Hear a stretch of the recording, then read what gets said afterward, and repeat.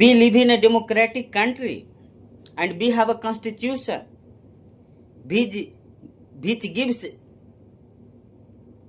lots of power to every citizen, such as freedom of speech and expressions, Article 19(1)(a). Article 19(a) of the Constitution of India guarantees all citizens the right to freedom and expression. This is one of the fundamental rights and is essential for a democratic society. But in our country, BCCI chairman of India has ruined its credibility for his personal purpose. क्या जरूरी था उनको बिना वजह से तुगलकी फरमान जारी करने का? उन छात्रों को, नालसार यूनिवर्सिटी के सभी छात्रों को जो 2026 के बैच के विद्यार्थी थे, जब उन्होंने मना कर दिया था कि हम CJI सूर्यकांत से हम लोग अपने डिग्री का नहीं लेंगे उनसे, तो इन्होंने फरमान जारी किया कि जो भी 2026 बैच के छात्र हैं उनको किसी भी विश्वविद्यालय में, किसी भी स्टेट में बार काउंसिल द्वारा इनरोलमेंट नहीं कराया जाएगा। इन्होंने अपने पावर का गलत इस्तेमाल किया उन लोगों के एक स्पीच एंड एक्सप्रेशंस को दबाने के लिए, जो सरकार के द्वारा बर्बरतापूर्ण लाठियों का शिकार दिल्ली में हुआ था, जंतर पर मंतर पर हुआ था, कील लगी लाठियों से जिनके गर्दनों पर पीटा गया था, पायलट गन जिनके चलाए थे, जिनसे उनकी आंख की रोशनी चली गई थी।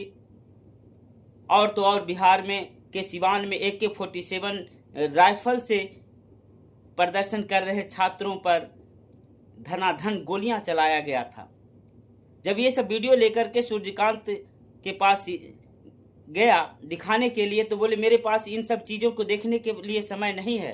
तो नालसार यूनिवर्सिटी के छात्रों ने बोला कि जब आपके पास वो वीडियो देखने का समय नहीं है, तो आपके पास लोगों को सर्टिफिकेट देने के लिए कहां से समय आएगा, इसलिए हम लोग भी आपसे सर्टिफिकेट नहीं लेंगे।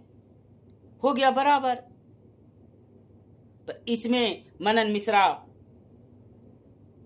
अपने आप को दिखाने के चक्कर में कूद पड़े, फरमान जारी कर दिए।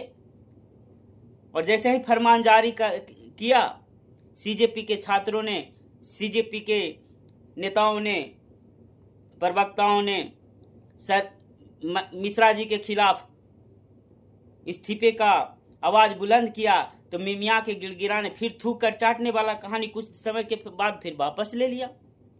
इस प्रकार की दोहरी मानसिकता से इस प्रतिष्ठित संस्था का भी आप बट्टाधार कर दोगे।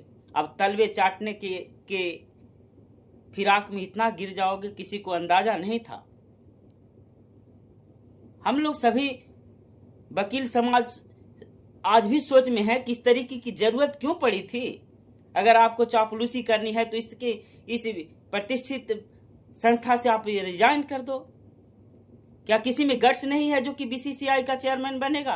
आप ऐसा सोचते हो कि आप ही से सब कुछ हो रहा है और आपके बाद आज से बंद हो जाएगा? अरे यार, कम से कम इसकी प्रतिष्ठा के बने रहने दो।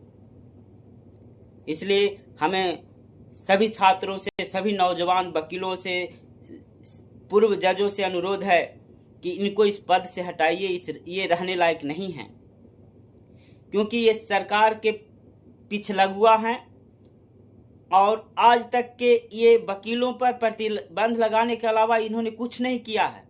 कुछ दिन पहले इन्होंने किया, इलेक्ट्रॉनिक मीडिया में आप ये नहीं कर सकते हो, वकील एक्सप्रेशन नहीं कर सकता है, लेक्चर नहीं दे सकता है। क्या करेगा बताइए? आप बिना किए पहुंच गए वहां। कितना कहां से कहां 75 घाट के पानी पी करके आप वहां पहुंचे हो। पहले कांग्रेस में, फिर BJP में, फिर वहां। और दूसरे को क्या चाहते हो कि हम ही करें, बाकी सब बैठ के केवल आपका गुणगान और भजन कीर्तन करता रहे? यार अपने पर क्यों पलीदा करने हो, आप सही से रिजाइन कर दो, यही आपके लिए और इस संस्था के लिए भलाई होगा। वरना अगर लीगल कॉकरोच निकल जाएंगे ना तो आपको ऑफिस बचाना मुश्किल होगा। इसलिए समय रहते सचेत हो जाइए।